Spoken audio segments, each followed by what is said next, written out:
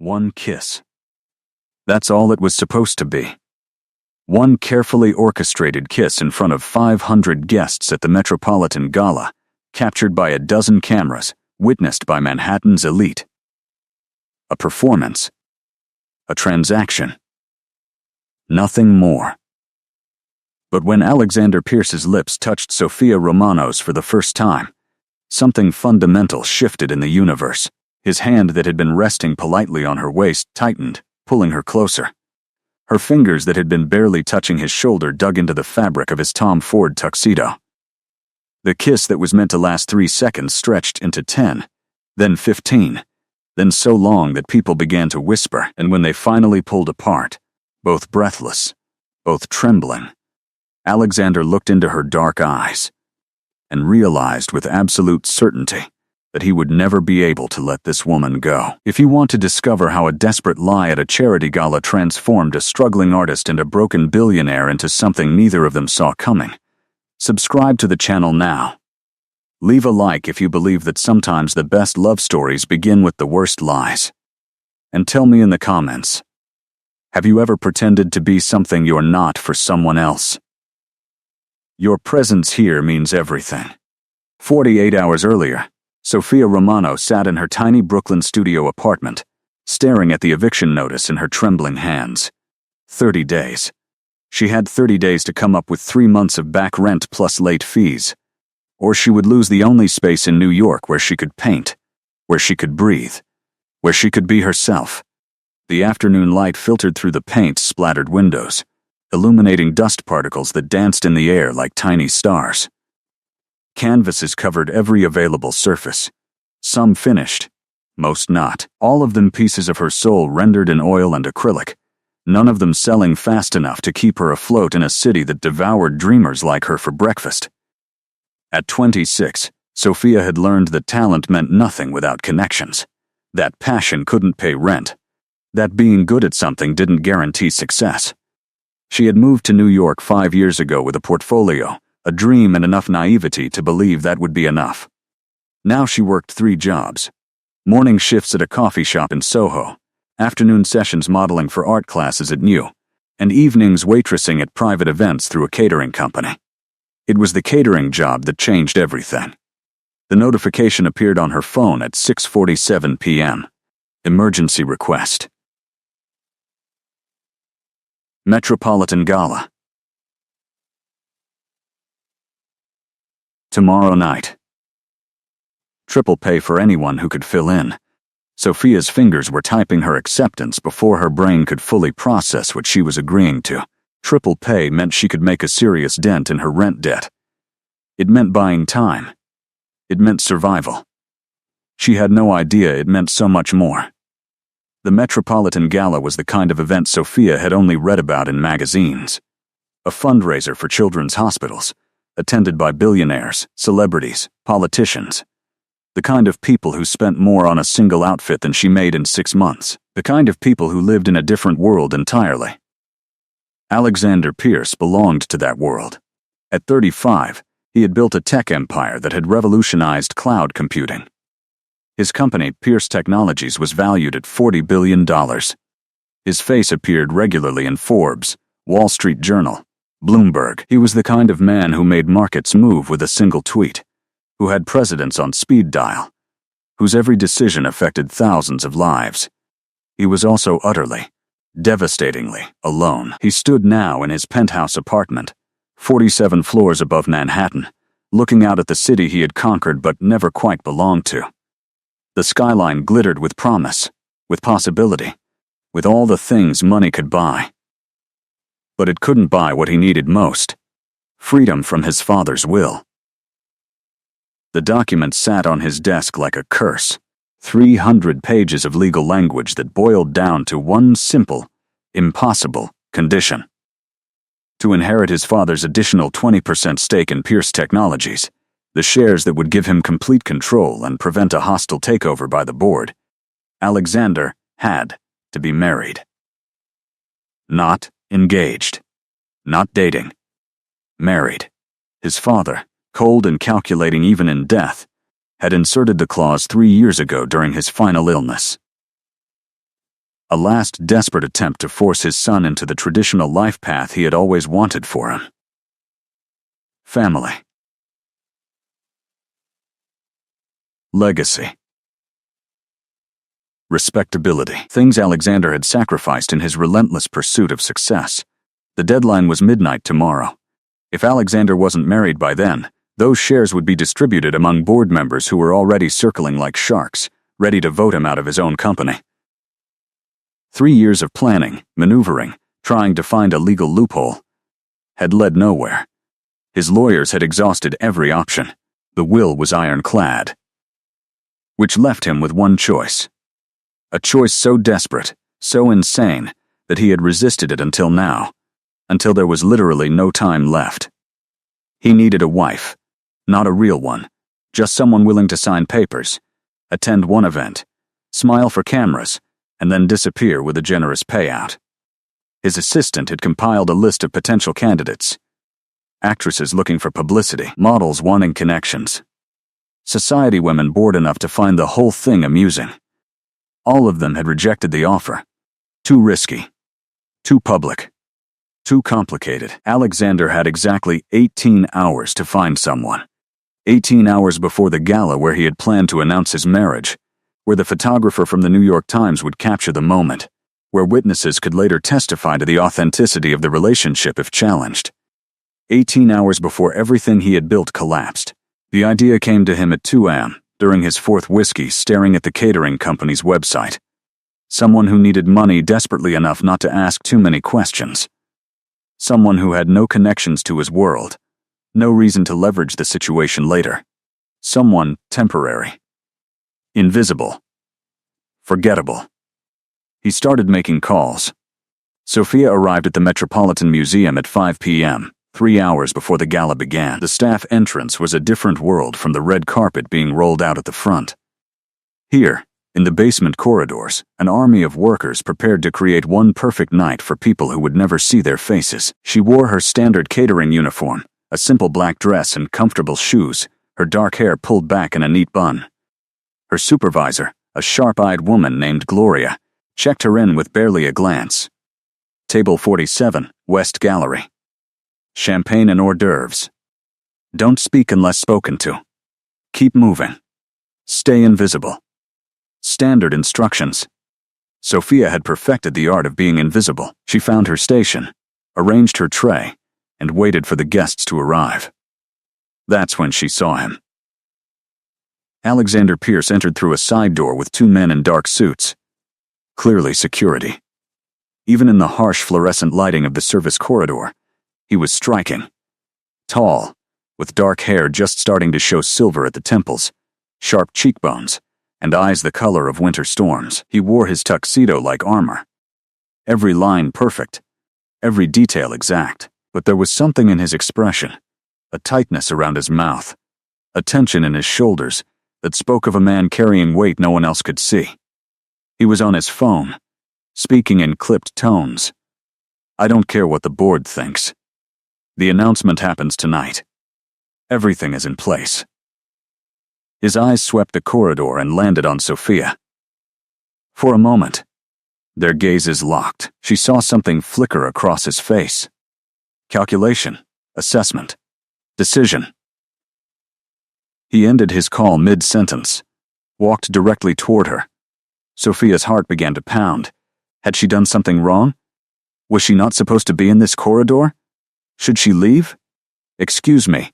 His voice was deep, controlled, but there was an edge to it that made her instinctively straighten. She met his eyes. They were even more intense up close, pinning her in place with an almost physical force. Yes, sir? Her voice came out steadier than she felt. What's your name? Sophia Romano. She could see Gloria watching from across the corridor, probably wondering why a guest was talking to staff before the event had even started. How much do they pay you for tonight? The question caught her off guard. I'm sorry, what? How much? For this shift. I can see your name tag. You're with Empire Catering. They pay $15 an hour for these events, maybe $20 for something this high profile. Am I right? 22, she said, confused and increasingly nervous. Why? How would you like to make $50,000 instead? The number hit her like a physical blow.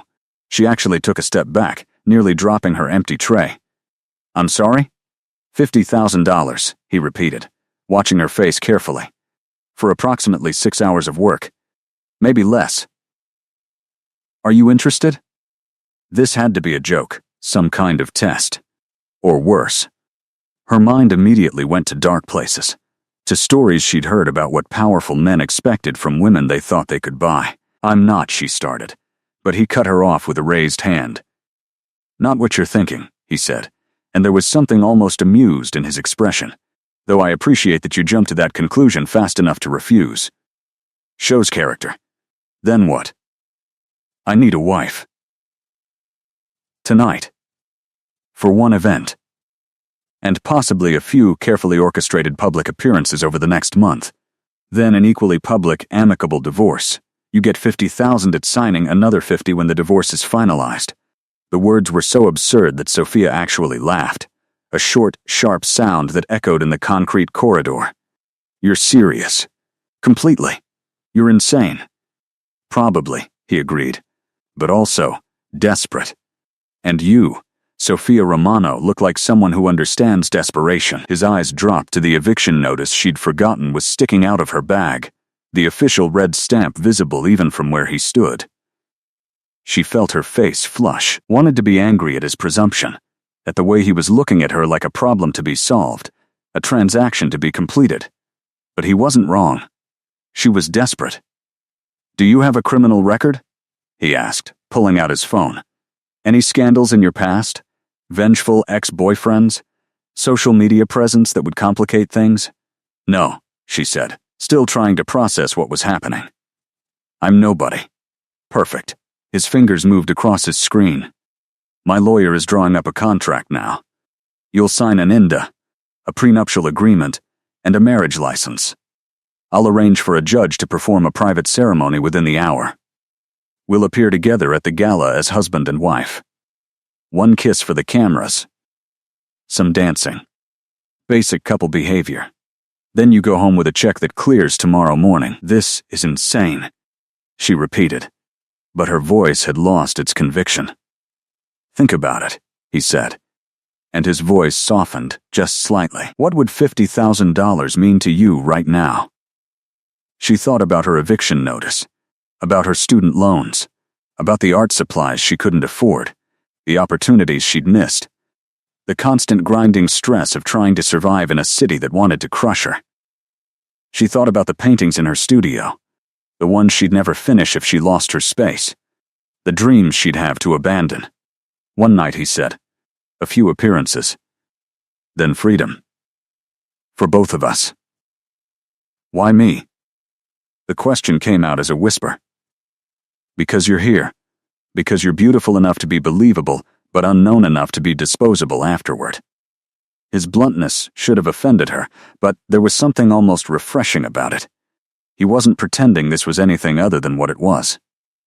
A business transaction, because you need money, and I need a solution. And we have approximately 45 minutes to make this happen before my window closes. Her mind raced. This was crazy. Illegal, probably.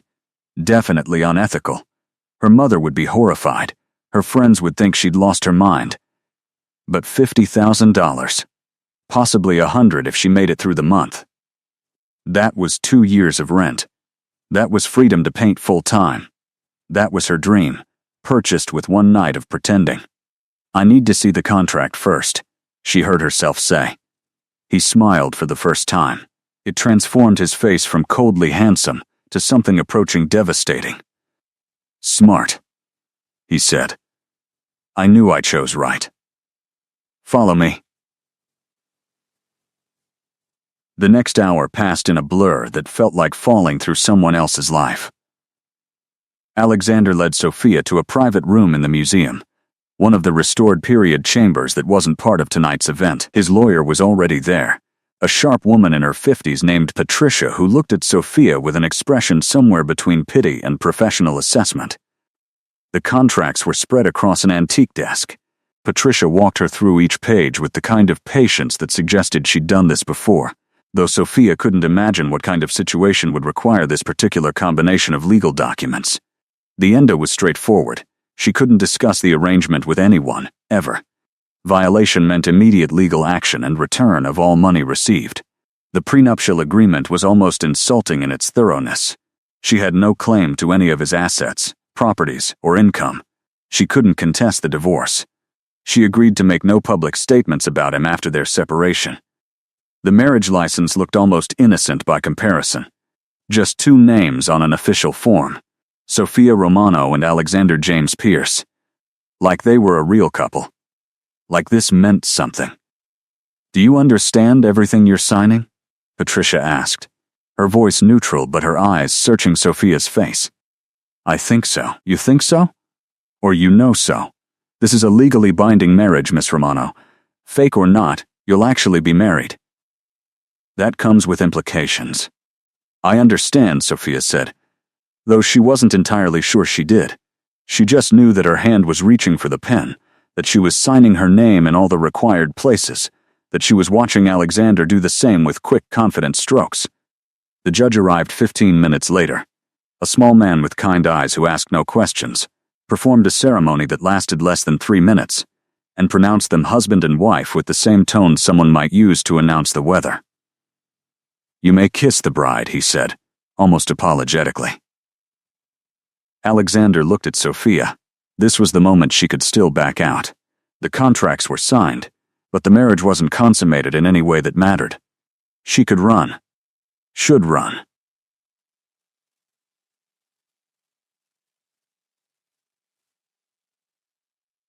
But $50,000. But her studio, but her dreams. She stayed still. He leaned down, his hand coming up to cup her face with unexpected gentleness. His thumb brushed her cheekbone. His eyes asked a question she answered by not pulling away. The kiss was soft, brief, nothing like what would come later. Just a whisper of lips against lips, over in a heartbeat. But even that small touch sent electricity racing down her spine. When he pulled back, something had shifted in his expression. A crack in the armor, gone so fast she might have imagined it. "We need to get you ready," he said, his voice rougher than before. "Patricia, take her to the styling suite. 1 hour." Sophia found herself being led through more corridors, up a service elevator, into a room that looked like something from a movie. Racks of designer gowns, a team of stylists who appeared from nowhere, a makeup artist who studied her face with the intensity of a sculptor. "What's happening?" Sophia asked as someone began removing the pins from her hair. "You can't attend the Metropolitan Gala in a catering uniform," Patricia said, scrolling through her phone. "Mr. Pierce wants you in something that will photograph well but won't draw excessive attention. You're being introduced as his wife of 6 months. A private ceremony. You've been keeping things quiet while you established your relationship. The story is that you're an artist he met through a gallery showing." The lie was so detailed, so carefully constructed that Sophia felt a flash of unease. "How many times has he done this?" she asked. Patricia looked up from her phone and for the first time, something like sympathy crossed her face. "He hasn't. This is a unique situation created by unique circumstances. He's not a good man, Miss Romano. But he's not evil either. Just desperate. Like you." The styling took exactly 57 minutes. When they finally allowed Sophia to look in the mirror, she didn't recognize herself. The woman looking back wore a midnight blue gown that seemed to be made of liquid starlight. It hugged her curves before flowing to the floor in a way that suggested water, movement, life. Her dark hair had been left mostly down, falling in waves over her shoulders, with just a few strategic pins adding elegance. The makeup was subtle, but transformative, emphasizing her eyes. The curve of her lips. She looked like she belonged in Alexander's world, like she could actually be the wife of a billionaire, like this could be real. "It's not real," she reminded herself. "It's a job, a performance, a means to an end." But when Alexander saw her, the expression on his face made her forget that for a moment. He had been on his phone in the corridor, discussing something about market projections and board votes. But when she stepped out of the styling suite, he stopped mid-sentence. His phone dropped slightly. His eyes traveled from her face down the length of the gown and back up, slowly, taking in every detail. "You look," he started, then seemed to lose the words. "Perfect," Patricia supplied. "She looks perfect, ready to be photographed as your wife." He nodded but didn't look away from Sophia. "Are you ready for this?" he asked. It was the first time he'd asked her preference rather than simply telling her what would happen. "No," she admitted. "But I don't think I ever will be. Let's just do it." He offered his arm. She took it. The fabric of his jacket was soft under her fingers, but she could feel the tension in his muscles. He was as nervous as she was, she realized. This mattered to him in a way that went beyond money, beyond business. This was survival for him too, just in a different way. The gala had already begun. They could hear music, laughter, the sound of hundreds of people who lived in a world Sophia had only ever witnessed from the outside. "You'll be fine," he said quietly as they approached the main gallery. "Just stay close to me. Smile. Play the part. When we kiss, make it convincing." The doors opened. Light and sound washed over them. And Alexander Pierce walked into the Metropolitan Gala with his brand new wife on his arm, ready to sell the biggest lie of his life. Neither of them knew yet that the lie would become the most real thing either of them had ever experienced. The gala was a sensory overload that threatened to drown Sophia the moment they stepped through the doors. Crystal chandeliers cast golden light across the space, making everything shimmer like a fever dream. Women dripped with diamonds that probably cost more than Sophia would earn in a lifetime. Men wore tuxedos that fit so perfectly they had to be custom-made. Everyone moved with the easy confidence of people who had never questioned whether they belonged. Sophia felt like a fraud, like any moment someone would point at her and shout, "Imposter," and security would drag her back to the service entrance where she actually belonged. But Alexander's hand was steady on the small of her back, guiding her forward with the kind of assurance that made people part before them like a sea. "Mr. Pierce." A voice called out. A reporter from Vanity Fair. If the badge was to be believed, is it true what we've been hearing? That you've been secretly married for months? Alexander's smile was perfectly calibrated. Warm but reserved. Happy but not giddy. "It's true," he said, and his arm tightened around Sophia's waist, pulling her closer. "I'd like you to meet my wife, Sophia." The word wife from his lips sent a strange thrill through her. Even though it was fake. Even though it meant nothing. "Sophia, this is Jennifer Morrison. She's been covering the tech industry for years. Pleasure to meet you," Sophia said, extending her hand with what she hoped was the right amount of friendly confidence. The reporter's handshake was firm, her eyes sharp and assessing. "An artist, I heard? What's your medium?" "Oil painting, primarily," Sophia said, grateful that at least this part was true. "Though I've been experimenting with mixed media recently." "How did you two meet?" Alexander fielded this one smoothly. "At a gallery showing in Chelsea. 6 months ago. I walked in looking for a distraction from work, and walked out unable to think about anything but her." The lie rolled off his tongue so easily that Sophia almost believed it herself. She could see it. A gallery. Paintings on white walls. Two strangers whose eyes meet across a crowded room. It sounded almost romantic. "That's quite a whirlwind," Jennifer said. And there was something knowing in her smile. "When can we expect to see your work in major galleries, Mrs. Pierce?" The name hit Sophia like cold water. Mrs. Pierce, that's who she was now. At least for tonight. At least on paper. "Soon, I hope," she managed. "Though I've been enjoying having some privacy while we settled into married life." Perfect answer. Vague enough to be meaningless. Specific enough to sound real. Jennifer asked a few more questions, each one a small trap that could expose them, but Alexander navigated every one with the skill of someone who had spent his life managing his public image. When she finally moved on to other guests, Sophia let out a breath she hadn't realized she'd been holding. "You did well," Alexander murmured, his lips close to her ear. The warmth of his breath on her skin made her shiver. Just keep doing exactly that. They moved through the crowd, and Sophia realized this was its own kind of performance. Alexander knew everyone. Senators, CEOs, artists whose work hung in the very museum around them. He introduced her again and again. My wife, Sophia. Each time the words got easier to say, each time they felt a little less like a lie, but it was the touching that surprised her. His hand never left her, sometimes at her waist, sometimes taking her hand. Once, when they were talking to an older couple who had known his father, his fingers traced small circles on her lower back that made her forget what she was saying mid-sentence. It's part of the performance, she reminded herself, selling the relationship, making it believable. But the way her body responded didn't feel like acting. Neither did the heat in his eyes when he looked at her when he thought no one was watching. The announcement came during dinner. Alexander had arranged for them to be seated at the head table, close to the podium where the night's speakers would address the crowd. Sophia found herself between her fake husband and a famous actress whose movies she'd loved, trying to make small talk while her mind spun with the surreality of everything. Then the event organizer took the microphone.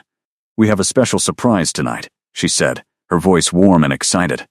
"One of our most generous benefactors has an announcement to share. Alexander, would you join me?" He stood, buttoning his jacket with practiced ease. But before he walked to the podium, he leaned down and pressed a kiss to Sophia's temple. For the cameras, she thought. But the gesture felt tender, real. She watched him take the stage, watched 500 pairs of eyes turn to focus on him. He commanded attention without effort, the kind of presence that made people lean forward in their seats. "Thank you all for being here tonight," he began. "As most of you know, I've spent the last decade building Pierce Technologies with singular focus.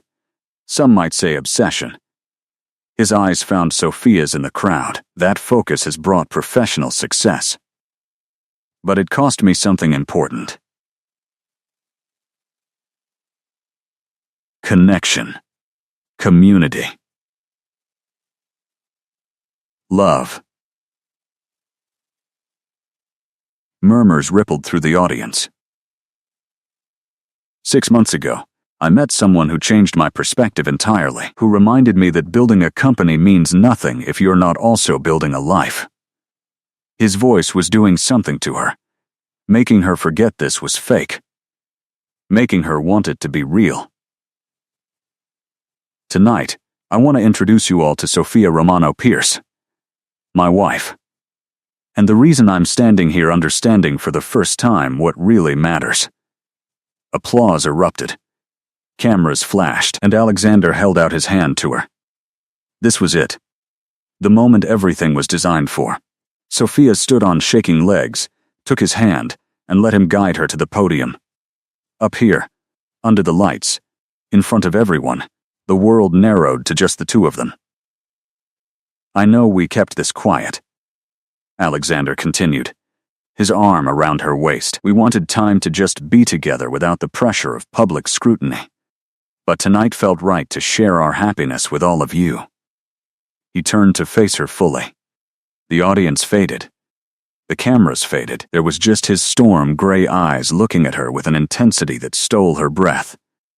"This is where we kiss," he said, so quietly only she could hear. "Make it count." His hand came up to cup her face, thumb tracing her cheekbone exactly like during their brief ceremony. But this time when he leaned in, there was no hesitation, no careful distance. This kiss was a claiming. His lips met hers with a hunger that shocked her. Her hands came up to grip his shoulders, not for show but for balance, because her knees actually weakened. His arm tightened around her waist, pulling her body against his. She could feel his heart pounding through the layers of expensive fabric between them. The kiss deepened. His tongue traced the seam of her lips, and she opened for him without thinking. Tasted him, felt him groan quietly against her mouth. Forgot entirely that they were on a stage, that people were watching, that this was supposed to be fake. When they finally pulled apart, both breathing hard. She saw something dangerous in his eyes, something that matched the liquid heat now coursing through her veins. The audience was applauding. Some were whistling. Someone near the front shouted, "Get a room," and laughter rippled through the crowd. But Sophia barely heard any of it because Alexander Pierce was looking at her like she was the only real thing in a room full of beautiful illusions. And she was looking back the same way. The rest of the gala passed in a haze. Sophia smiled at the right moments, said the right things, played the role of devoted new wife with an ease that should have frightened her. But her mind was stuck on that kiss, on the way Alexander's hands had trembled slightly when he touched her, on the heat that had flared between them, that had nothing to do with performance and everything to do with something neither of them had anticipated. They danced. Of course they danced. The photographers wanted shots of the happy couple swaying together to orchestral music that filled the grand hall. Alexander pulled her into his arms with the confidence of someone who had attended 1,000 events like this, who knew exactly how to position them for the best angles. But once they were moving, something shifted. His hand on her waist burned through the thin fabric of her gown. Their bodies fit together in a way that felt inevitable, like they had been designed to move as one. She could smell his cologne, something expensive and subtle that made her want to press closer, to bury her face in his neck and just breathe him in. "You're trembling," he said quietly, his lips near her ear. "Are you cold?" No. She wasn't cold. She was on fire. Every point where their bodies touched felt electric. Then what? She looked up at him. His face was so close. Those gray eyes were studying her with an intensity that made her feel naked despite the layers of designer silk. "I don't know," she admitted. "This doesn't feel like pretending anymore." His jaw tightened. "It has to be. After tonight, after a few carefully orchestrated appearances, this ends. You get your money. I get my shares. We both walk away." "Is that what you want?" The question came out before she could stop it. "What I want," he said, his voice dropping to something rough and dangerous, "is irrelevant. I made you a business proposition. That's all this is." But the way he was holding her contradicted his words. The way he was looking at her like she was water and he was dying of thirst. "You're a terrible liar," she whispered. "For a business arrangement, you're holding me like you mean it." "I'm selling a story," he said, but his thumb was tracing circles on her lower back again, that maddening touch that made her breath hitch. "The cameras are watching. This has to look real." Sophia made a decision, one that was probably stupid, definitely reckless, but standing there in his arms, feeling things she had no right to feel for a man she'd met 3 hours ago, she couldn't help herself. "Then let's give them a show," she said, and pressed herself closer to him. She felt his sharp intake of breath, felt the way his hand tightened on her waist almost to the point of pain, felt the evidence of his desire pressing against her stomach as their bodies aligned. "Sophia," he said, and it sounded like a warning, like a prayer. "What are you doing?" "I don't know," she admitted, "but whatever this is, it's not fake. Not for me. Not anymore." The song ended. Applause rippled through the room, but they stayed frozen, locked together, eyes on each other. The moment stretched. "Broke. We need to leave," Alexander said abruptly. "Now." He didn't wait for her response, just took her hand and started walking, nodding at people as they passed but not stopping, not engaging, moving with purpose toward the exit. Sophia's heart was racing. "Where are we going?" "My car, then my penthouse. We need to talk." "About what?" "About the fact that I just agreed to pay you $50,000 and I'm about to ruin everything by taking you to bed."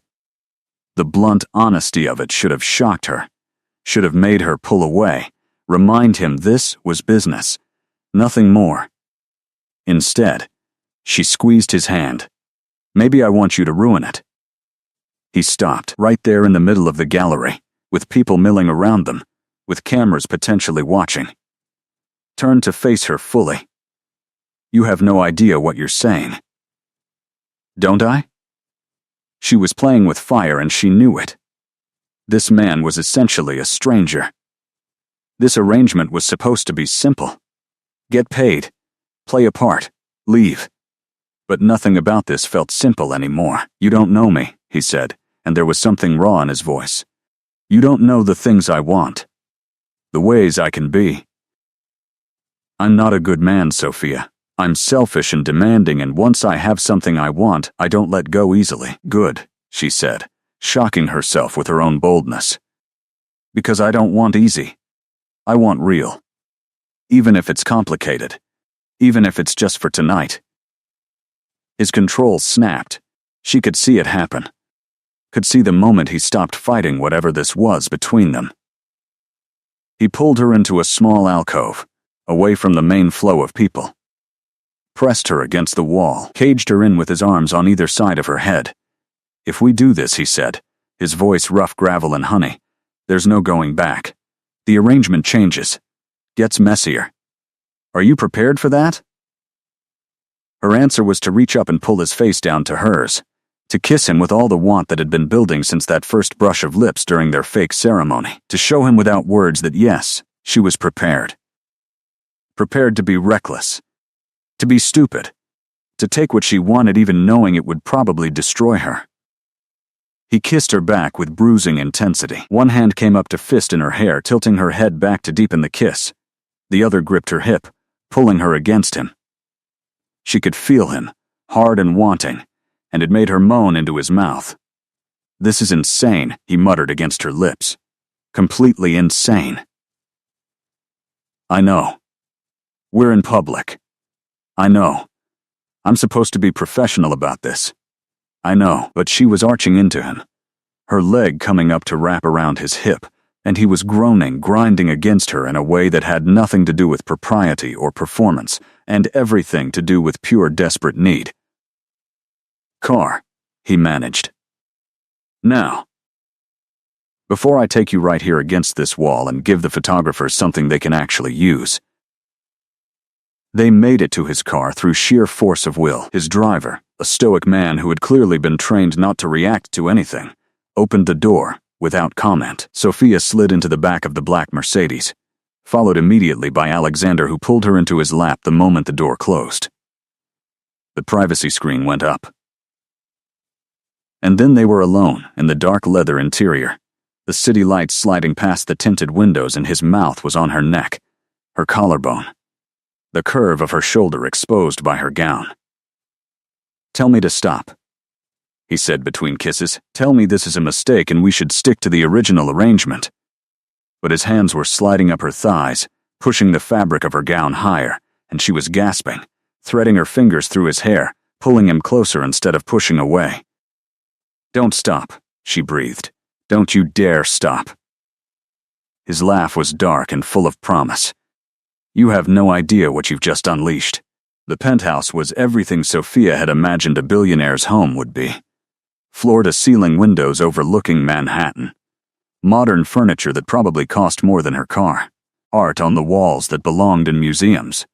Everything sleek and expensive and carefully curated to project success. But she barely noticed any of it. Because the moment the elevator doors closed behind them, Alexander was on her again. Backing her against the wall. Kissing her like she was oxygen, and he'd been drowning. The gown, he muttered against her mouth. How do I get you out of this gown? Side zipper, she managed, gasping when his teeth grazed her lower lip. His hands found it immediately, pulled it down in one smooth motion.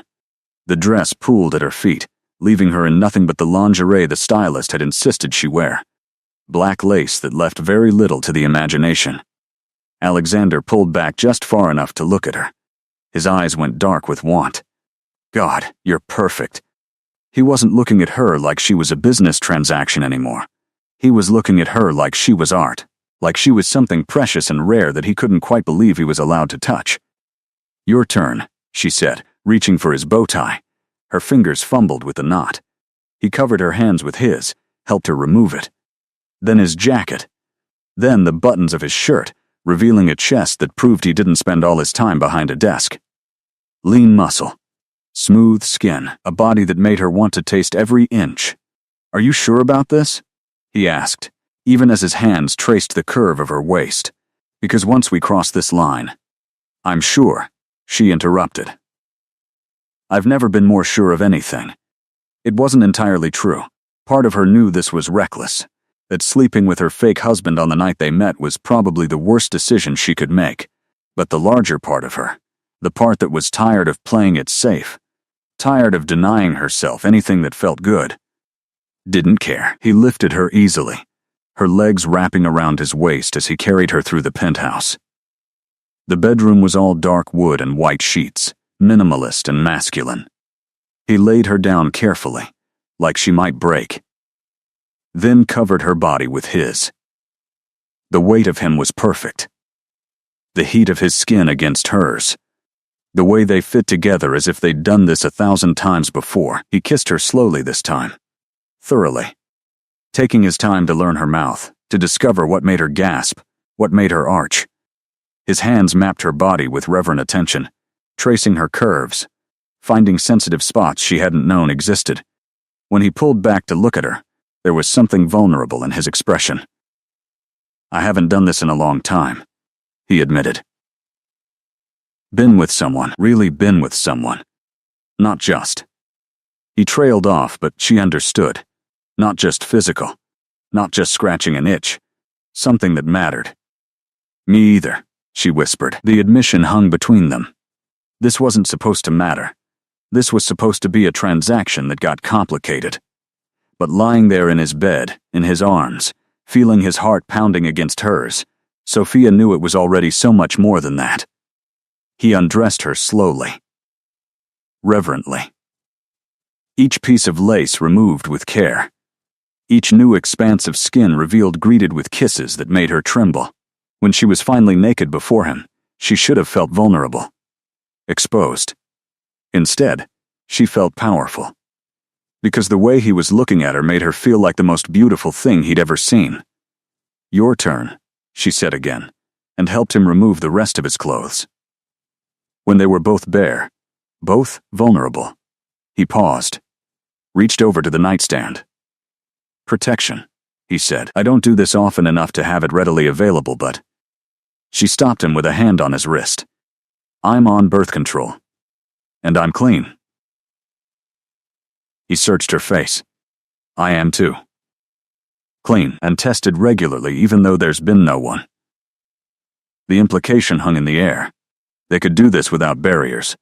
Could feel everything. It was risky. Stupid. They barely knew each other. But Sophia was so far past caring about smart decisions. Yes. She breathed. I want to feel you. All of you. The groan that escaped him was pure need. He settled between her thighs, the weight of him pressing against her entrance. Looked into her eyes. Last chance to change your mind. She answered by wrapping her legs around his hips and pulling him closer. He entered her slowly. So slowly. Giving her time to adjust. To feel every inch. To experience the exquisite stretch and burn and perfect fullness of him. Oh God, she gasped, her back arching off the bed. He was big, bigger than anyone she'd been with before. And it had been so long. The sensation bordered on too much. But then he was kissing her again. Murmuring reassurances, holding still and letting her body accommodate him. Breathe, he whispered against her mouth. Just breathe. I've got you. She did. And gradually the discomfort faded into something else, into pleasure that built with each small movement, each careful thrust, each whispered word of encouragement. When she finally adjusted fully, when the pleasure overtook everything else, she dug her nails into his shoulders. Move, she demanded. Please move. He did. And it was perfect. The rhythm they found together was instinctive, bodies knowing what minds couldn't articulate. He moved with controlled power that had her gasping his name. She met him thrust for thrust, taking everything he gave and demanding more. This wasn't gentle love-making. This was raw need. Desperate want. Two people who had been alone too long finding connection in the most primal way possible. Harder, she heard herself beg. Don't hold back. I won't break. Something in him unleashed. His control shattered. He gripped her hips and drove into her with force that should have hurt but instead sent pleasure shooting through every nerve. The bed frame hit the wall with rhythmic thuds. Their breathing became ragged gasps. Sweat slicked their skin. "Say my name," he demanded, his voice rough. "Let me hear you." "Alexander," she moaned. "Oh God. Alexander. Again. Alexander." His name became a chant. A prayer, a plea for more of this feeling. This connection. This perfect, overwhelming everything. He shifted the angle slightly and hit something inside her that made her see stars. "Right there," she gasped. "Right there. Don't stop." He didn't. Maintained that perfect angle. That perfect rhythm. One hand slipped between their bodies, finding the bundle of nerves that made her cry out. "I want to feel you come," he said against her ear. "Want to feel you fall apart around me." The combination of his words, his touch, his body moving inside hers, was too much. The pleasure that had been building crested into something huge. Unstoppable. Her orgasm hit like a wave, crashing over her and pulling her under. She cried out his name as her body clenched around him, pleasure pulsing through her in rhythmic waves. He followed moments later. She felt him swell inside her, felt the warmth as he came with a groan that sounded like her name, felt him bury his face in her neck and hold her like she was the only solid thing in a spinning world. They lay tangled together afterward, both breathing hard, both trying to process what had just happened. Alexander's weight was heavy on her, comforting. She traced patterns on his back with her fingertips, feeling the muscles flex under her touch. "I should move," he murmured. "I'm crushing you." "Don't," she said. "I like it." He shifted slightly but didn't pull away, just rolled them onto their sides, still connected, still intimate. His fingers traced the curve of her face with a tenderness that made her throat tight. "That was," he started, then seemed to lose the words. "I know," she whispered. Because she did know. It was supposed to be physical. Scratching an itch. Getting the attraction out of their system so they could go back to their business arrangement. But what had just happened between them was too intense, too perfect, to be dismissed as simple chemistry. He pulled out slowly, and they both winced at the loss of connection. Lay on their backs, staring at the ceiling. The silence stretched between them, heavy with things neither knew how to say. "I should clean up," Sophia finally said, suddenly feeling awkward. Vulnerable in a way she hadn't during the act itself. "Bathroom is through there," he said, pointing to a door. "There are robes in the closet." She fled to the bathroom, grateful for a moment alone to collect herself. What had she just done? Slept with a man she'd met hours ago, a man who was technically her husband but only through legal fiction. A man who had paid her to pretend to love him. Except it hadn't felt like pretending. The bathroom was all marble and glass, luxurious and impersonal. She cleaned up quickly, found a robe that was far too big for her but soft as silk. Stared at her reflection in the mirror. Her hair was wild. Her lips swollen from kissing. Her neck showed the faint marks where his teeth had grazed her skin. She looked thoroughly ravished. She looked happy. When she returned to the bedroom, Alexander had pulled on pajama pants and was standing by the windows, looking out at the city. The lights painted him in shades of gold and shadow. "We should talk," he said without turning.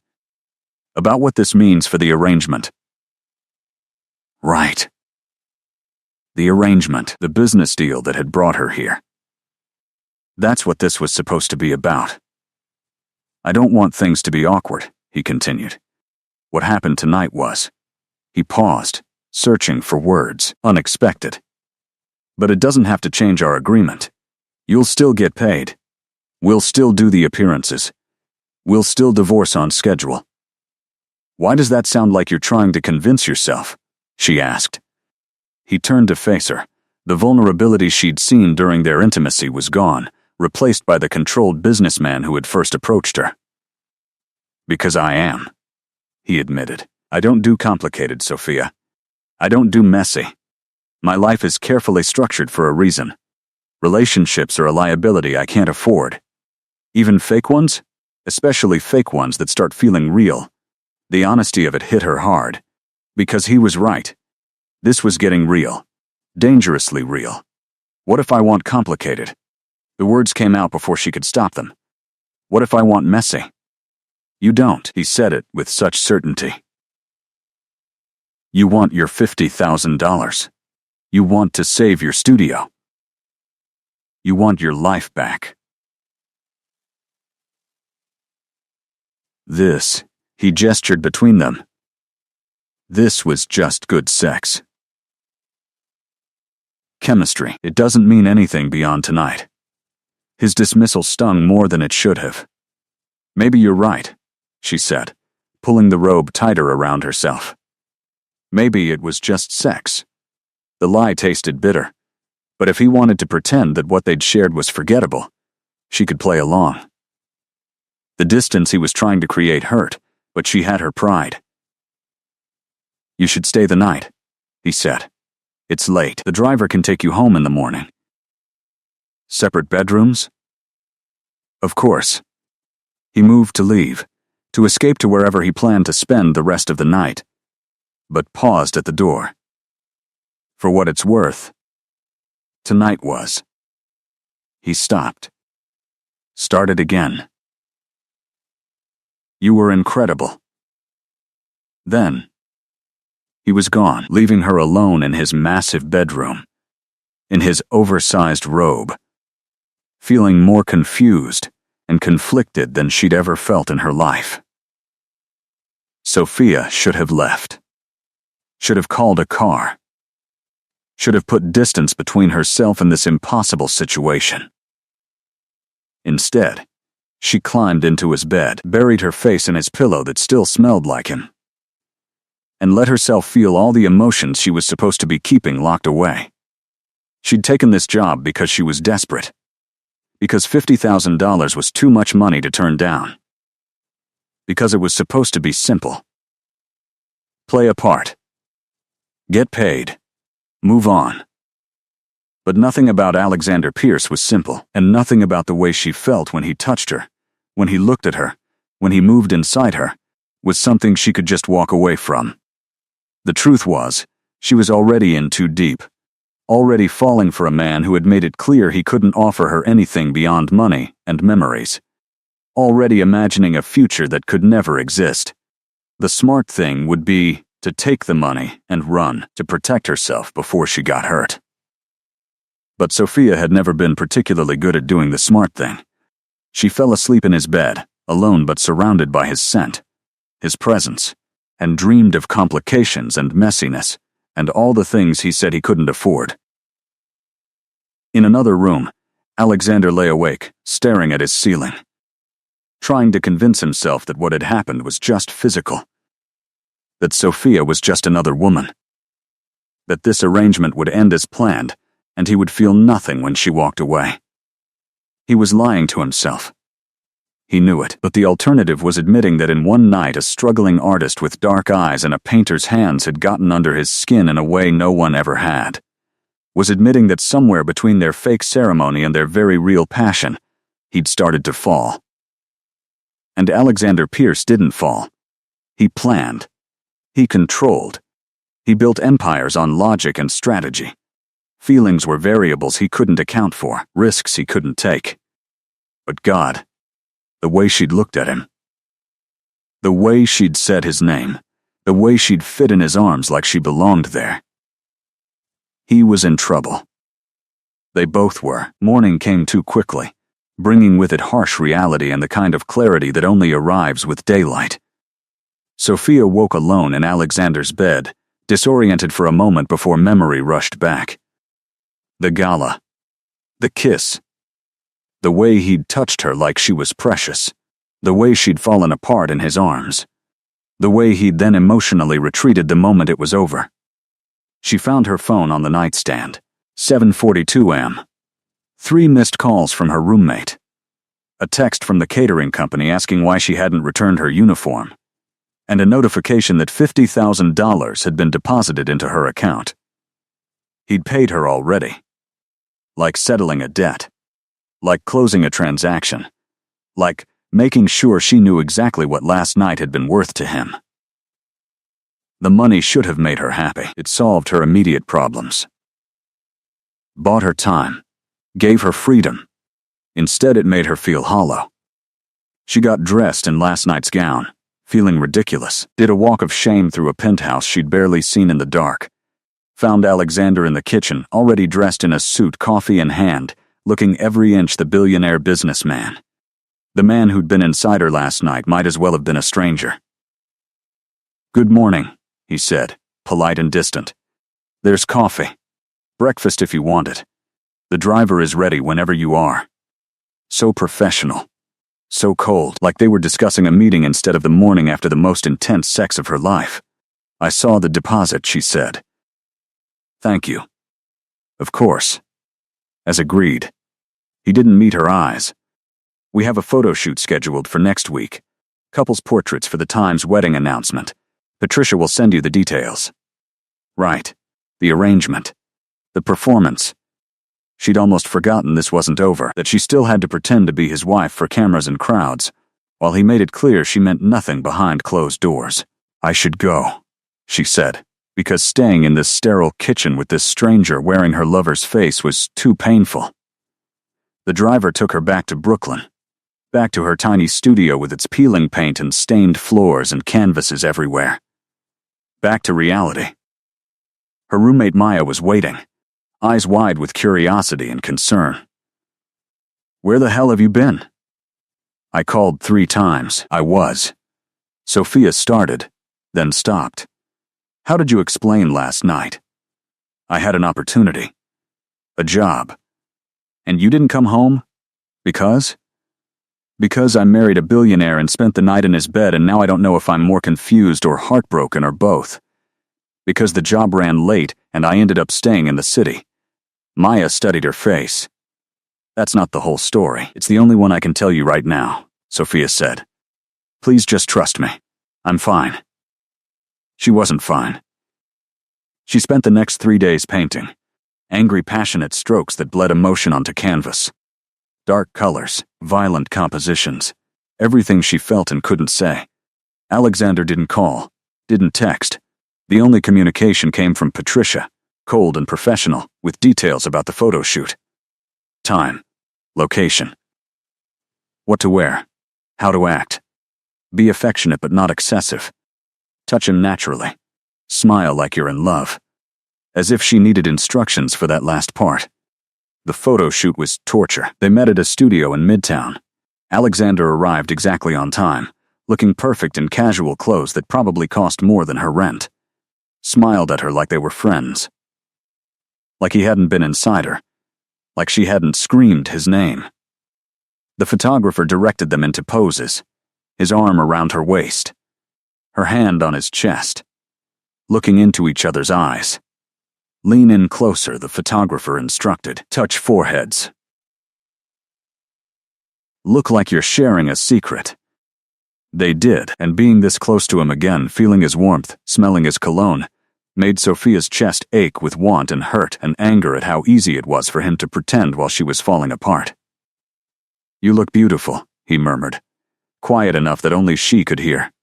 "Thank you," she managed. "You look good too. How have you been?" "Fine. You?" "The same." Lies. Both of them. She could see the tension in his jaw, the shadows under his eyes. He wasn't sleeping either. "Now kiss," the photographer called. "Make it natural." Alexander's hand came up to cup her face, that gesture she was starting to know. His thumb traced her cheekbone. And he kissed her. Soft. Sweet. Nothing like the hungry claiming from the gala. This felt like an apology.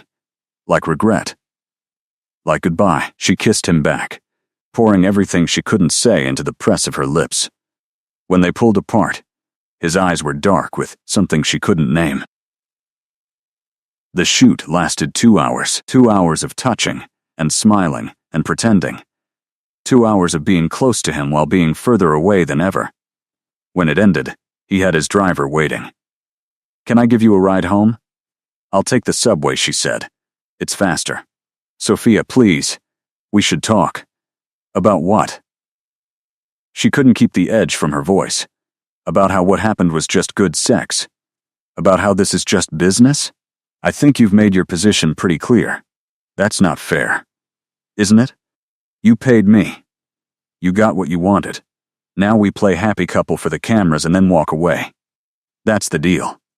Yes. But I don't want to hear it. She cut him off. You don't do complicated. You don't do messy. I got it.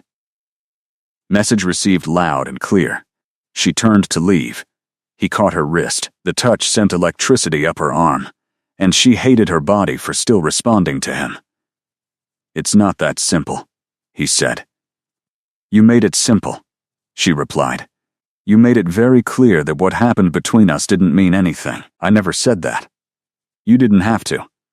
The $50,000 said it for you. That was part of our agreement. It wasn't payment for sex, that's not. He seemed genuinely frustrated now. Good to know. I mean, if I'm being paid for that too, I should probably charge more. You're twisting my words. Am I? Because from where I'm standing, you approached me with a business proposition. I accept we sealed the deal in more ways than one. And now you're trying to have it both ways. Trying to keep emotional distance while still wanting physical access. That's not what I want. Then what do you want, Alexander? The question hung between them. People were starting to notice them. To pull out phones. They were in public, playing a role. I don't know, he finally admitted. The honesty in his voice made her anger deflate slightly. But I know that I can't stop thinking about you. That I haven't slept since that night. That watching you walk away right now feels wrong in every possible way. So what? She asked. What does that change?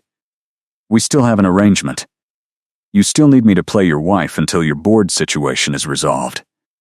I still need the money you're paying me. The foundation is still business. He stepped closer. People were definitely watching now. Taking pictures. Creating tomorrow's headlines. Maybe the business is just an excuse, he said quietly. Maybe I'm realizing I want you for more than appearances. His confession hung in the air between them, made more complicated by the cameras now openly pointed their direction. Sophia's heart was racing, but she forced herself to stay calm. We can't do this here, she said. Too many eyes. My car. Now. This time she didn't argue. They slid into the back seat of his Mercedes, the privacy screen already up, but neither of them moved to touch the other. The space between them felt like an ocean. Talk, she said. Actually talk to me. What's happening here? He ran a hand through his hair, destroying its perfect styling. A gesture so human, so vulnerable, that it cracked her defenses. I told you I don't do complicated, he started. And I meant it. After my father died, I promised myself I'd never let anyone close enough to hurt me. Love is a liability. Caring makes you weak. So I built walls. Made everything in my life transactional. Controllable. Then you walked into that cafe. He finally looked at her. And suddenly nothing was controllable anymore. I told myself it was just attraction. Just chemistry. That sleeping with you would get you out of my system. But it didn't. It made everything worse. How is that worse? She asked. Because now I know what it feels like to hold you. To be inside you. To hear you say my name like that, and the thought of this ending. Of you walking away when our arrangement is done. It's... He stopped. It's killing me. Her breath caught. You have a really terrible way of showing that. I know, he laughed, but there was no humor in it. I'm good at business, at strategy, at building companies. But this? Feelings? I'm completely out of my depth. What do you want from me, Alexander? The truth. He was quiet for a long moment. Then, everything. I want everything. I want you in my bed every night.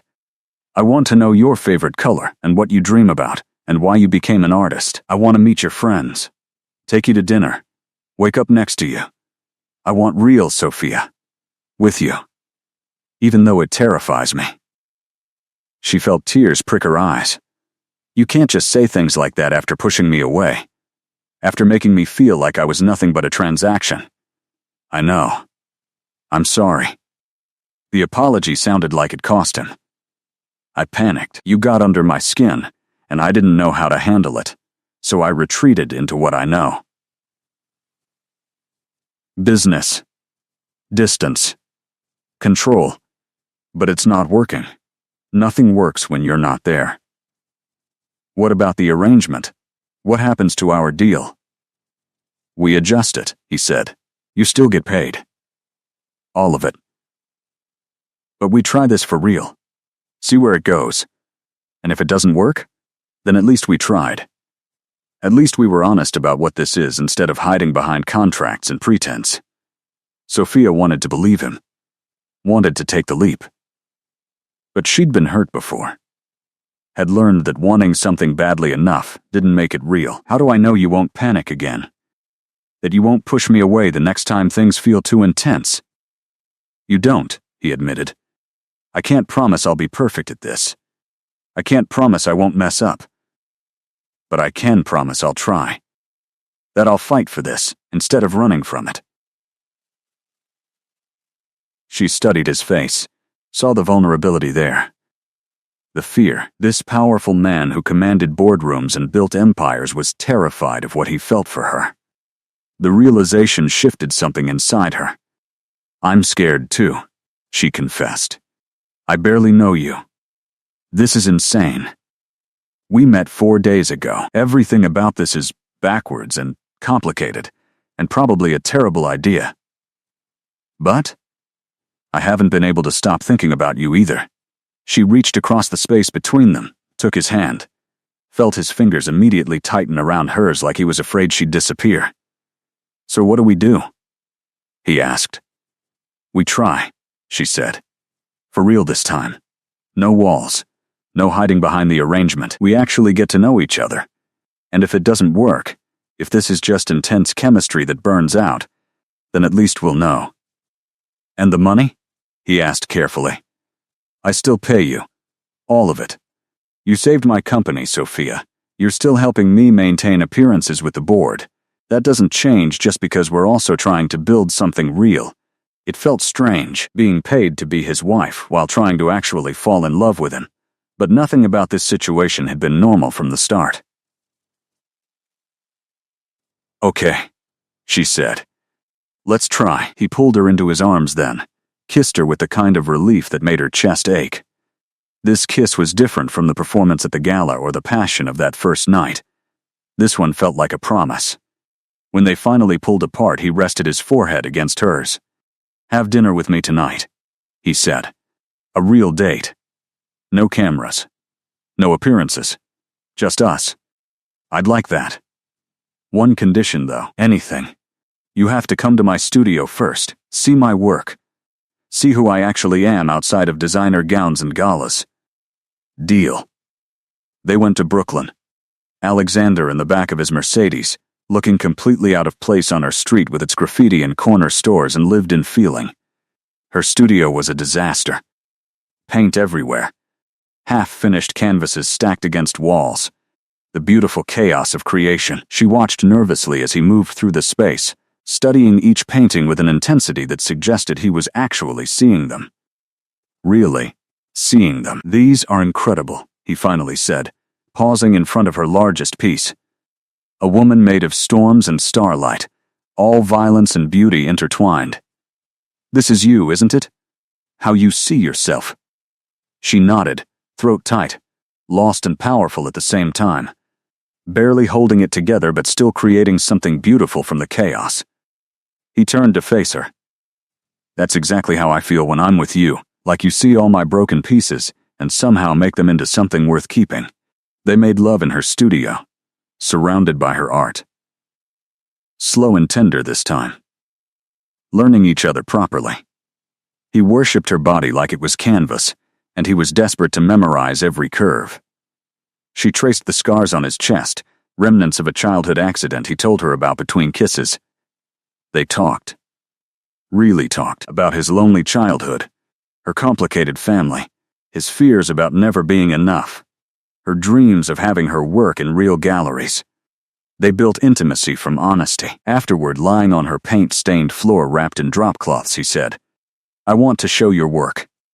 In a gallery opening. My treat." She propped herself up on her elbow. "You can't just buy me a gallery show." "Why not?" "Because that's not how art works. You can't purchase legitimacy." "Then let me introduce you to collectors. Let me use my connections to get your work seen by the right people. What you do with those opportunities is all you." That felt slightly less like charity, slightly more like partnership. "Okay," she agreed. "But slowly. I don't want to rush this part. I want to earn it." He smiled, tucking a strand of hair behind her ear. "You already have. You just don't see it yet." The next month unfolded like a dream Sophia was afraid to wake from. They dated. Actual dating. Alexander took her to small restaurants in Queens, where nobody recognized him. She dragged him to art gallery openings in Brooklyn, where he was the most overdressed person in the room. They cooked dinner in his penthouse. She taught him that not everything needed to be gourmet. He taught her that having money didn't mean you couldn't be lonely. They learned each other. His morning routine. Her creative process. The way he liked his coffee. The way she bit her lip when concentrating. They fought sometimes. About his tendency to solve her problems with money. About her pride that wouldn't let him help even when she needed it. About how to balance their wildly different worlds. But they always came back together. Always talked it through. Always chose each other over being right. The public loved them. Photos of the billionaire and his artist wife appeared regularly in society pages. The romantic story of how they'd met, how he'd fallen for her immediately, how love had transformed the notoriously cold businessman into someone capable of warmth. None of them knew how much of it had started as a lie, how it had evolved into the most real thing in either of their lives. 6 weeks after the gala, Alexander's board voted. With his father's shares secured by his marriage, he maintained control of Pierce Technologies. The threat of a hostile takeover evaporated. The business reason for their arrangement was over. That night, he came to her studio. She was working on a new piece. Something lighter than her usual work, full of colors she'd never used before. Golds and warm whites and shades of hope. "You're changing," he observed, watching her work. "In a good way?" "I think so. You seem happier." "I am happy," she admitted, setting down her brush. "This last month has been the best of my life. Mine too." He pulled an envelope from his jacket. "The divorce papers. As promised. The second payment is already in your account." Seeing them made her chest tighten. This was always the plan. Get paid, walk away. Except she didn't want to walk away. "And we're supposed to sign these?" she asked. That was the arrangement. He set them on her work table, "But I'm hoping you'll tear them up instead." Her heart skipped. "What are you saying?" "I'm saying that somewhere between our fake wedding and now, this stopped being fake for me. I'm saying I love you, Sophia. Actually love you. Not because of an arrangement or because you're playing a role, but because you're you." Tears sprang to her eyes. "You love me?" "Completely. Terrifyingly. I love the way you see the world. The way you're not impressed by my money. The way you call me out when I'm being controlling. The way you look when you're painting. The way you say my name. I love everything about you. And I know this started as a business deal, but I'm asking you to make it real. Stay married to me. Not for appearances. Not for money. Just because we choose each other." She was crying now, full tears streaming down her face. "You're sure? Because I'm broke and messy, and I'll probably never fit into your world perfectly. I don't want perfect," he said, wiping her tears with his thumbs. "I want you, messy and real and exactly as you are. I want to build a life with you, support your dreams, have you support mine. I want everything we've been pretending to have, but actually have it. What if we're rushing this?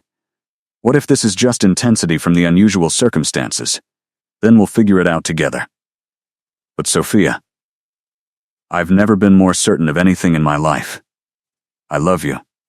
Say, you'll stay. I love you too, she whispered. So much it terrifies me. Then be terrified with me. Choose the leap. Choose us. She picked up the divorce papers, looked at them for a long moment, then tore them in half. I choose us. He kissed her then, lifted her onto her work table among the paints and brushes and created a new kind of art with their bodies. Made promises with touches. Spoke vows without words. Later, tangled together on her studio floor for the second time in their relationship, she asked, "So what now?" "Now we actually get married," he said. "For real this time. With your family there, with people who matter to us. With vows, we mean. You want a real wedding? After we already had a fake one? I want you to have the day you deserve. The dress you pick. The ceremony that matters. I want to stand in front of everyone we love and tell them that you're mine, and I'm yours, and this isn't business or arrangement. It's love." When she told her family, her mother cried. Her father, protective and suspicious, demanded to meet Alexander properly. Not the billionaire. The man who wanted to marry his daughter. The dinner was awkward. Alexander, used to board rooms and power dynamics, was clearly nervous in her family's small Brooklyn apartment. Her father asked hard questions. About his intentions. His commitment. Whether he would value Sophia's dreams as much as his own money. Alexander answered honestly. Admitted he'd handled things poorly at first. That he'd almost lost her because he was afraid. But that he was choosing to be brave now. Choosing her, every day. Her father studied him for a long time, then extended his hand. "Welcome to the family." The real wedding happened 3 months later. Small and intimate. Just family and close friends. Sophia wore a dress she picked herself. Simple and elegant. Nothing like the designer gown from the gala. Alexander wore a suit but not armor. His vows made her cry. Hers made him tear up. When the officiant pronounced them husband and wife for real this time, the kiss they shared was witnessed by people who loved them. Who knew their story. Who had watched two strangers become partners. At the reception, Sophia's best friend pulled her aside. "So you married a billionaire for money and accidentally fell in love?" Sophia laughed. "Something like that. Only you." Her friend said, shaking her head. "Only you could make that work. It shouldn't have worked. The foundation was wrong. The beginning was a lie. But somehow, through honesty and choice, and the decision to keep choosing each other, they'd built something real from fake beginnings." 6 months after their real wedding, Sophia's first gallery show opened. Alexander had kept his promise. Made introductions but let her talent speak for itself. The collection was called Becoming. Paintings that traced her journey, from darkness to light, from survival to thriving, from pretending to loving fully. The centerpiece was a portrait of Alexander. But not the cold businessman. This was the man she knew. Vulnerable and strong. Broken and whole. The man who had been brave enough to let her see past his walls. He stood in front of it, studying his own image. "Is this how you see me?" he asked. "Yes, it's how you actually are when you're not trying to protect yourself." He pulled her close, kissed her temple. "You've changed my life." "We changed each other," she corrected. That's what real partnership is. Later, after the show, after the champagne and congratulations and sales that exceeded her wildest dreams, they went home to the penthouse they now shared. Half his minimalism, half her creative chaos, a perfect messy blend. In bed, in the dark, wrapped around each other, he whispered, "I'm glad you spilled coffee on my life." "I didn't spill coffee. The metaphor doesn't work without it."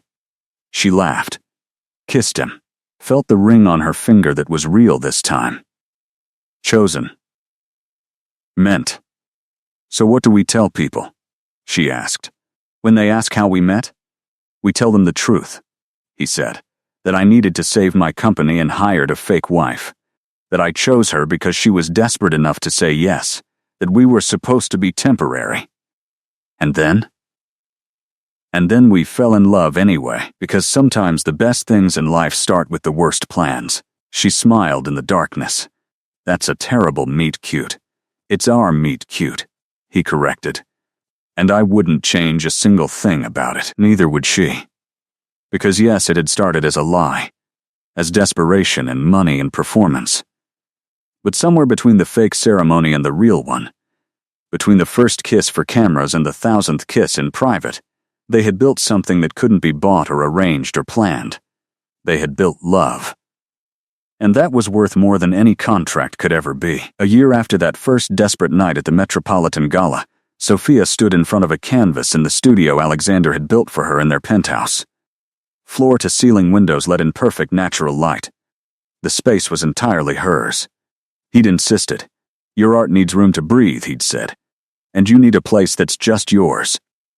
The painting before her was nearly finished, a massive piece commissioned for the lobby of Pierce Technologies. She'd been terrified when he'd suggested it. Won't people say I only got the commission because I'm your wife? Probably, he'd admitted. But they'd be wrong. The board chose your work over 15 other artists. They didn't know which one was yours until after they'd voted. That had made it easier to accept, to believe she'd earned it on merit. The piece showed the New York skyline at dawn, buildings emerging from darkness into light. It was a metaphor, obvious but effective. Becoming. Transformation. The theme that had defined her work since meeting Alexander, since being brave enough to take a risk that had changed everything. The door opened behind her. She knew his footsteps, the particular way he moved through space. A year of sharing a life had made them familiar with each other's rhythms. She didn't turn around. How was the board meeting? Productive, he said, coming up behind her, wrapping his arms around her waist, resting his chin on her shoulder. We're launching in 3 new markets. The Asia expansion is ahead of schedule. That's good.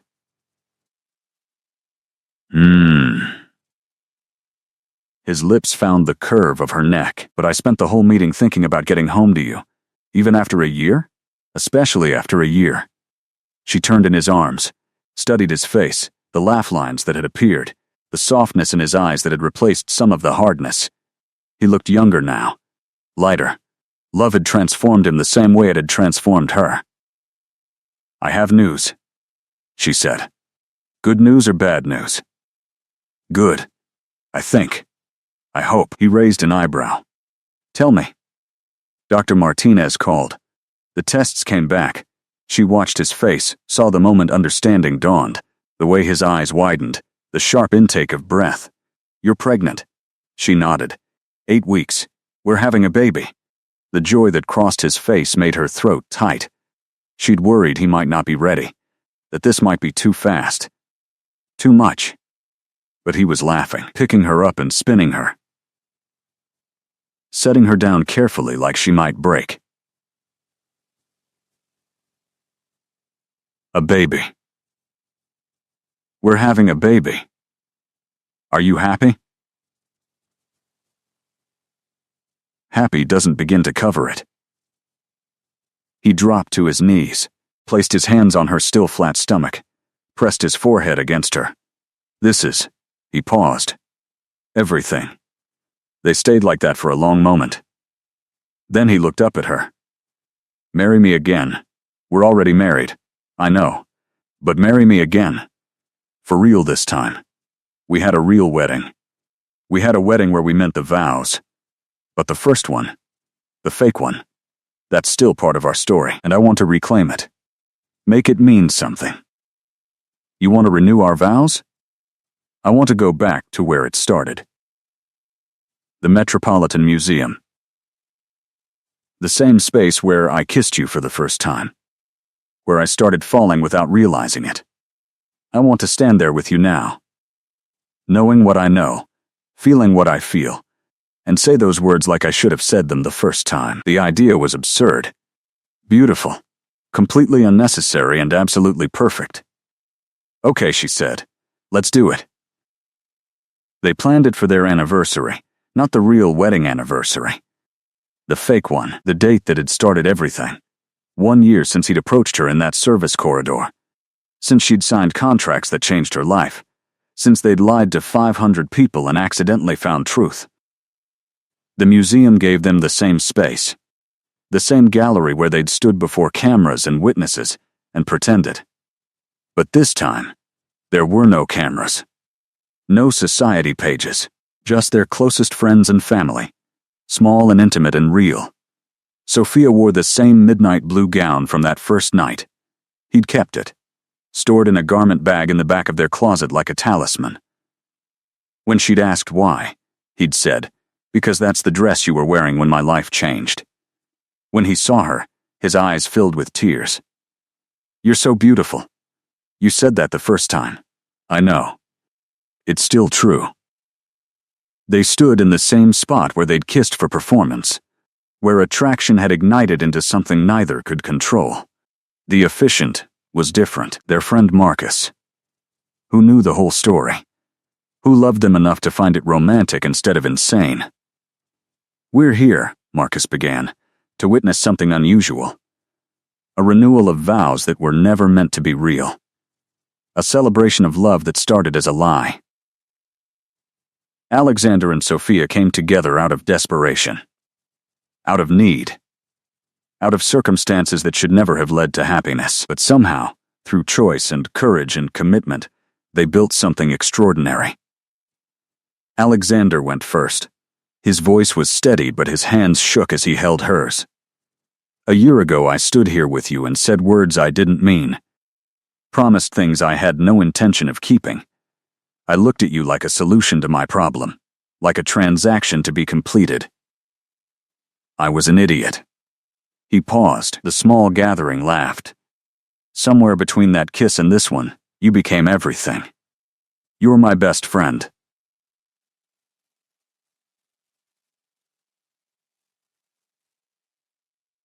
My partner. The person who sees me completely and loves me anyway. You make me braver, kinder, better. And now you're giving me the greatest gift. A family. A future. A love I don't deserve but will spend every day trying to be worthy of. Sophia, I choose you. Today. Tomorrow. Forever. Not because I need you for appearances or business, but because a life without you in it isn't a life I want to live. Tears streamed down Sophia's face. Her turn. A year ago she began, her voice wavering. I stood here terrified. I was desperate for money. For opportunity.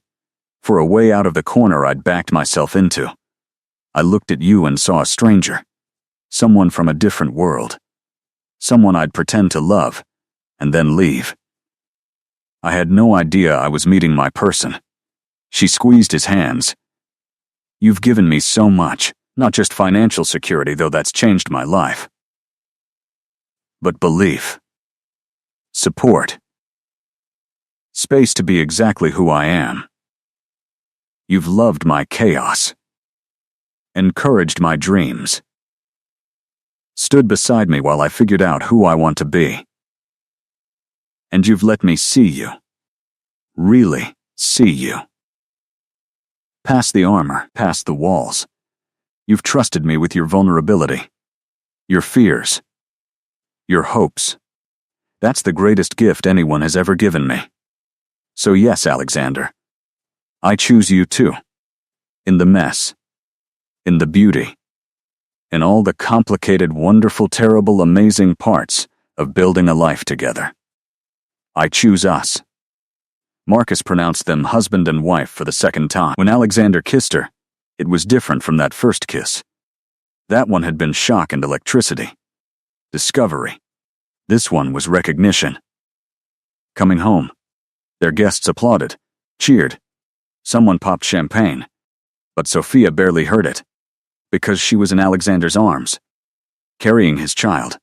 Living a life that had started as fiction and become more real than anything she'd ever known. That night, in their penthouse, in the bed they shared, he held her carefully. Like she was precious. You know what the craziest part of all this is? he asked. What? I would do it all again. All of it. The desperation, the lies, the awkward beginning. Just to end up here with you. Me too, she whispered. Though maybe next time we could skip the part where you pay me $50,000 and just ask me on a date. He laughed, kissed her, placed his hand on her stomach where their baby grew. Deal. But then we wouldn't have our terrible meet cute to tell our kid. You want to tell our child we started as a business arrangement? Why not? It's the truth. And it has a happy ending. She thought about that. About their child someday asking how mommy and daddy met. About explaining that sometimes love comes from the strangest places. That sometimes the best relationships start with the worst foundations. That sometimes being desperate enough to take a risk leads to everything you never knew you needed. You're right, she said. It does have a happy ending. The best one. They fell asleep tangled together. Two people who had been strangers. Who had lied to the world and accidentally told themselves the truth. Who had signed contracts and torn them up. Who had started with nothing real and built everything that mattered. Outside, Manhattan glittered, indifferent to love stories, to transformations, to the small miracles that happened every day in penthouses and studios and hearts brave enough to take impossible chances. But inside, Alexander and Sophia had built their own small, perfect world. One that had started with one kiss, one desperate lie, one crazy arrangement, and had become the most honest thing in either of their lives. Sometimes the best love stories don't start with love at all. Sometimes they start with need, with risk, with two people brave enough to turn fiction into truth. This was their love story. Messy and beautiful and